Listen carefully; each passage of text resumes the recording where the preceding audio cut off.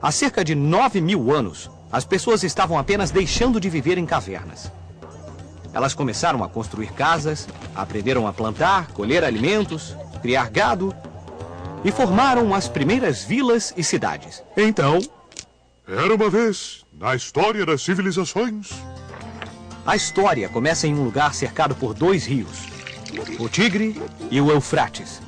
Uma vasta área plana, em forma de uma grande meia-lua, com terra fértil, clima confortável e muita água fresca que descia das montanhas.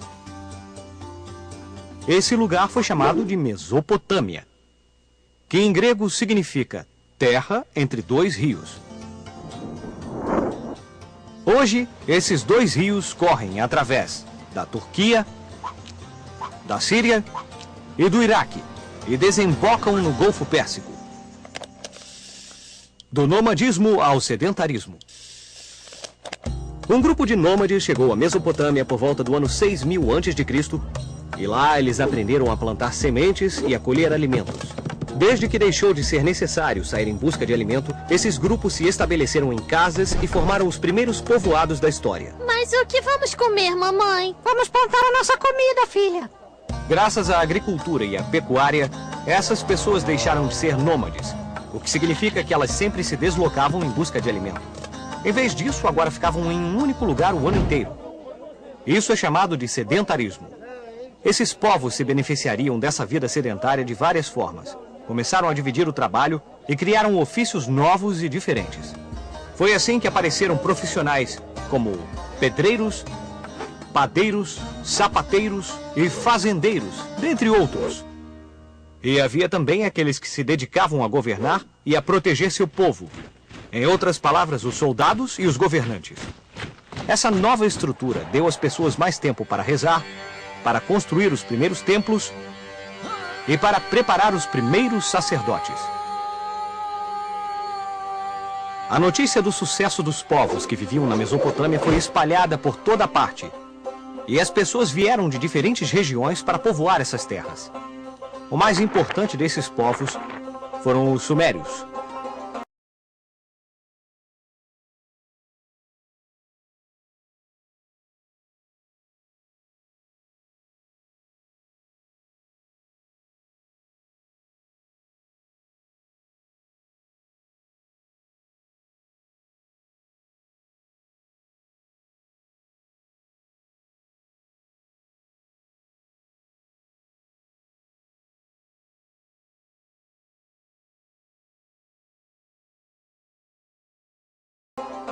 Entre 4.000 e 2.400 anos antes de Cristo, os sumérios construíram várias cidades, como Uruk, Ur, Uma, Nippur e Lagash.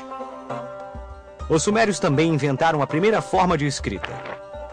Por isso, hoje, são considerados a civilização mais antiga do mundo. O motor da história. Então, temos um terreno fértil, criação de gado nos pastos, cidades, um governo, um exército e sacerdotes. Legal! Com tudo isso, podemos dizer que aqui temos uma sociedade, não é mesmo? Mas isso é tudo que há de ter numa sociedade? Não. Havia ainda muitas coisas a descobrir. Naquele momento, os sumérios estavam aperfeiçoando as técnicas de pecuária e de agricultura. E logo começaram a produzir mais alimentos do que precisavam. Tendo todos os alimentos, as pessoas tinham mais tempo para trabalhar em outras coisas, como a plantação de outros produtos. Então, rapidamente, produziram mais do que o necessário. Então, o que eles faziam com tudo que sobrava? Eles vendiam a outros povos, em troca de dinheiro ou de outros produtos que eles não tinham. Esse foi o princípio do comércio. Além disso, os sumérios foram os primeiros a usar a roda para o transporte. Isso os ajudou a chegar a terras muito distantes com cargas pesadas de mercadorias. Os comerciantes precisavam contar tudo o que compravam e vendiam. Assim, as primeiras formas de matemática foram desenvolvidas. Os sumérios contavam usando as falanges dos dedos. Vamos ver como. 1, 2, 3, 4, 5, 6, 7, 8, 9, 10, 11, 12. É isso aí. Cada vez que uma mão estava concluída, um dedo da outra mão se levantava.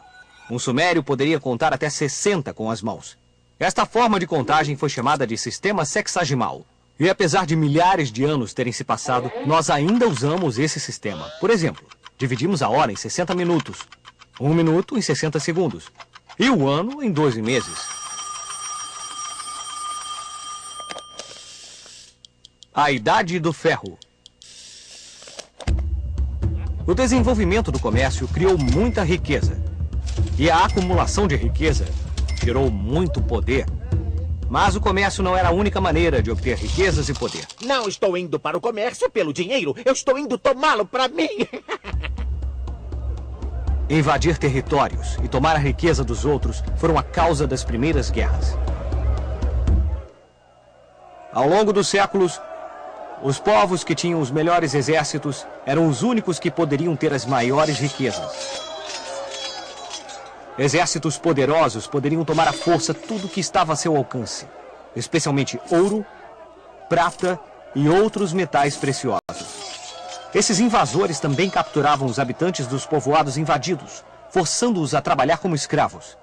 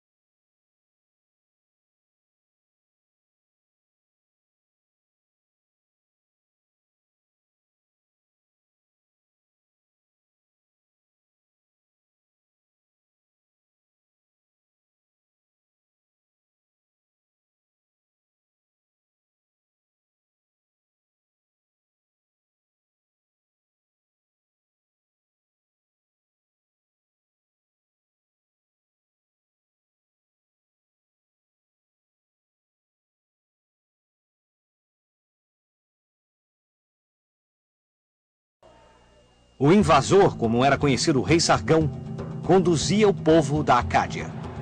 Sob o comando desse rei ambicioso, os acádios desceram das montanhas do norte da Mesopotâmia e até o ano 2370 a.C. conseguiram conquistar todas as cidades sumérias. Foi assim que Sargão foi o primeiro rei na história a criar um império. Eu ganhei! Eu sou o maior! Mas os herdeiros de Sargão morreram.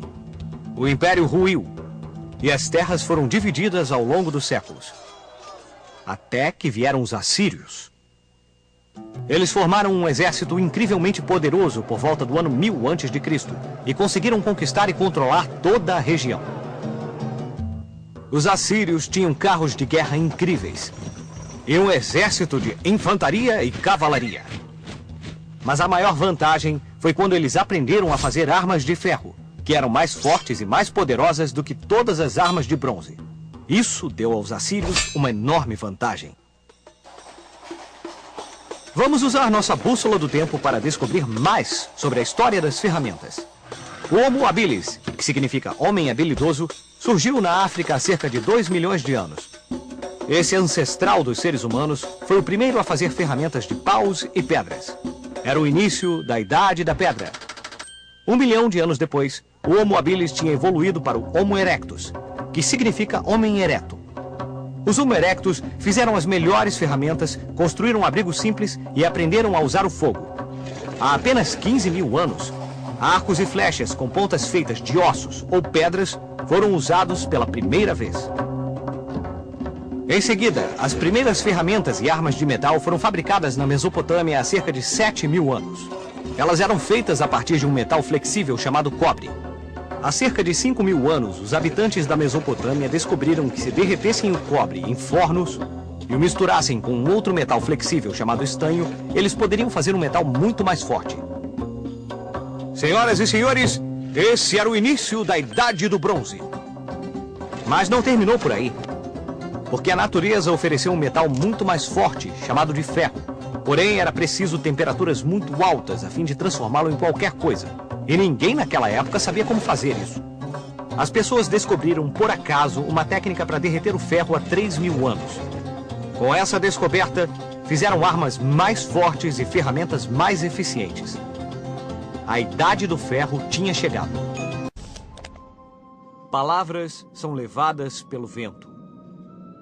Mas se você escrevesse essas palavras, então elas teriam alguma permanência. Escrever é uma maneira de colocar os pensamentos e ideias de forma concreta. Quando você escreve alguma coisa, isso fica para alguém ler. É a escrita dos povos antigos que dá a melhor imagem aos historiadores sobre os pensamentos e ideias desses povos que viveram há muito tempo. O conceito desenvolvido de escrita serviu para registrar os modos de vida e expressar ideias e pensamentos. Os mesopotâmicos antigos não tinham papel para escrever, então usavam certos minerais misturados com água para fazer argila, que colocavam em moldes. Enquanto a argila estava mole, era possível escrever sobre ela. Em seguida, era cozida em fornos e ficava dura, tornando permanente o que estava escrito. As marcas sobre esses tabletes de argila eram feitas com cunhas, cuneus em latim, ou pregos. Por isso, esse tipo de escrita foi chamada de cuneiforme. No ano 1792 a.C., um rei chamado Hammurabi uniu o reino da Babilônia e decidiu que as leis tinham que ser não apenas escritas, mas gravadas em pedra. Ele pensou que se as leis estivessem acessíveis para todo mundo ler, as pessoas seriam mais capazes de compreendê-las e de determinar se alguém era culpado ou inocente. Uma enorme pedra de basalto foi gravada com 282 leis. Essas leis deveriam ser seguidas por todos no reino. Esse foi o primeiro código de leis da história. O princípio básico do código de Hammurabi foi uma tentativa de fazer tudo com justiça. Se uma pessoa prejudicasse alguém, ela seria punida com o mesmo crime que cometeu. Em outras palavras, olho por olho, dente por dente. Babilônia, cidade eterna. Além do tamanho, a Babilônia ultrapassa em esplendor qualquer cidade do mundo conhecida até hoje. Isso foi o que o grande viajante Heródoto de Halicarnasso disse em 450 a.C., quando chegou à Babilônia. Heródoto foi um grego que viveu no século V a.C. e é considerado o primeiro historiador do mundo. A antiga cidade de Babilônia foi o lar de uma das 7 maravilhas do mundo antigo. Vários jardins foram construídos nas paredes, de forma que pareciam estar flutuando no ar quando vistos de longe. Essa maravilha foi chamada de os Jardins Suspensos da Babilônia. A lenda diz que os maravilhosos jardins adornados com plantas exóticas foram construídos pelo grande rei Nabucodonosor II.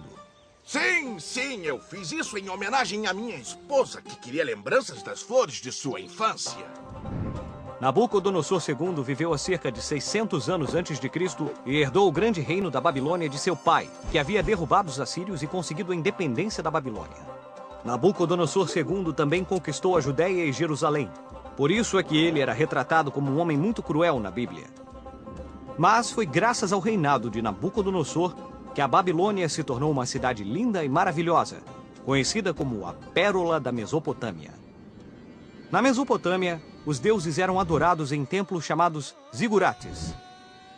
Havia um enorme zigurate na Babilônia, e dizem que ele tinha uma torre de 90 metros de altura que parecia subir aos céus. Astronomia. Como praticamente todas as pessoas ao longo da história, os babilônios observavam o céu à noite. Os babilônios acreditavam que a Terra era um disco fixo e que o céu era como uma esfera que circulava em torno dela uma vez por dia. Por isso as estrelas permaneciam no mesmo lugar noite após noite. Foi assim que eles também notaram que havia corpos celestes que se moviam por conta própria em diferentes direções. Os babilônios consideravam que estes corpos celestes tinham poderes mágicos e sobrenaturais. Os padres dedicaram suas noites a estudá-los e deram a eles nomes que hoje conhecemos: Marte, Mercúrio, Júpiter, Vênus e Saturno. Hoje sabemos que esses corpos celestes em movimento são os planetas, e cada um se move independente das estrelas, pois giram em torno do Sol. Os babilônios acreditavam que esses 5 planetas eram deuses poderosos, e que esses deuses controlavam o destino da humanidade. Os sacerdotes começaram a usar o movimento desses corpos para interpretar sorte ou azar. Usar esses movimentos para interpretar o mundo foi a forma como os babilônios inventaram o que hoje chamamos de astrologia. Alguma vez você já se perguntou por que há 7 dias na semana? Bom, foram os babilônios que organizaram a semana em 7 dias nomeados em muitas línguas, como esses 5 planetas, o Sol e a Lua. Em várias línguas até hoje, existe essa relação com os corpos celestes. Em inglês, segunda-feira, Monday, dia da Lua, sábado e domingo, Saturday, dia de Saturno, e Sunday, dia do Sol.